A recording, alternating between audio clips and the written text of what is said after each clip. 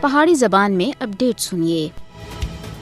بھارت کی ہٹ درمی اور جہریت کی وجہ تھی مقبوضہ جموں کشمیر وچ پچھلے 76 سالاں دے مسلسل خون بہ رہا ہے۔ بھارتی ہٹ درمی تنازع کشمیر دے حل دی راہ دے وچ سب دے بڑی رکاوٹ ہے۔ بھارت تے سفاکانہ، ظالمانہ اور غیر حقیقت پسندانہ رویے سن مسئلہ کشمیر کو ایٹمی فلش پوائنٹ وچ بٹا کے دا ہے۔ مقبوضہ جموں کشمیر بھارت تے ظالمانہ قبضے دی ایک بہت بڑی مثال ہے۔ ادھر کئی سالاں تے بین الاقوامی قوانین دی دجیاں بکھیریاں جا رہی ہیں۔ بھارت کشمیری عوام کو انہاں دے عالمی سطح دے تے تسلیم کیتے گئے حق خود ارادیت تے استعمال تھی زبردستی انکار کر رہا ہے۔ RSS دی حمایت والی مودی حکومت دی جنونی اور فوجی پالیسی جنوبی ایشیا دے اندر امن و استحکام کو خطرے وچ با رہی ہے۔ مودی حکومت دی مسئلہ کشمیر دے اتے اقوام متحدہ دے چارٹر دے برعکس پالیسی ڈٹائی تھی خلاف ورزی اور عالمی برادری دے واسطے ایک بہت بڑا چیلنج ہے۔ عالمی برادری دی ذمہ داری بنتی ہے کہ وہ جنوبی ایشیا وچ امن دے قیام دے واسطے تنازع کشمیر دے حل وچ مدد کرے۔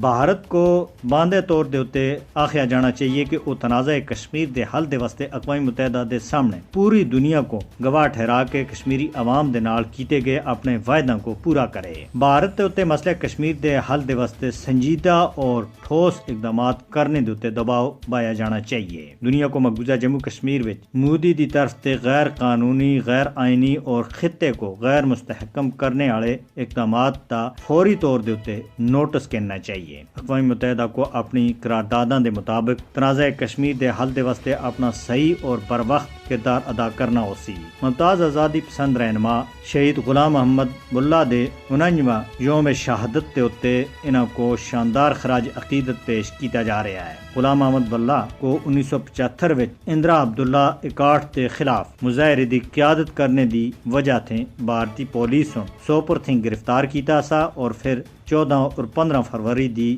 درمیانی رات سینٹرل جیل سری نگر وچ تشدد کا نشانہ بنا کے شہید کیتا گیا سا۔ بھارتی حکومت لوک سبھا انتخابات دی سیکورٹی دے ناں دے اتے مقبوضہ جموں کشمیر وچ پیرا ملٹری فورس دی اور 635 کمپنیاں تعینات کر رہی ہے۔